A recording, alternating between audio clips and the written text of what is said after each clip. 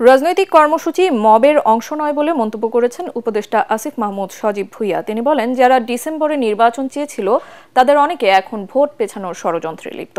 দুপুরে পিডিবিএফ এর নিয়োগ ওরিয়েন্টেশনে অংশ নিয়ে সাংবাদিকদের প্রশ্নের জবাবে উপদেষ্টা এসব কথা বলেন। দেশে নানা ধরনের অস্থিরতায় সৃষ্টির অভিযোগ তুলে তিনি বলেন, জাতীয় পার্টির পক্ষ থেকে প্রথম হামলা হয়েছে। নির্বাচন প্রসঙ্গে আসিফ মাহমুদ বলেন, সংস্কার, বিচার ও গণতন্ত্রকে সামনে রেখে সরকার কাজ করছে। তবে নির্বাচন বানচালের ষড়যন্ত্রকারীরা আওয়ামী লীগের পুনর্বাসনের চেষ্টা করছে, তাদের সফল হতে দেওয়া হবে না। যে বিভিন্ন সময়েই বিভিন্ন বেঞ্চে এরকম আইনজীবীদের দ্বারা এই ধরনের চাপ প্রয়োগ করে বিভিন্ন ধরনের ঘটনা আমরা দেখেছি।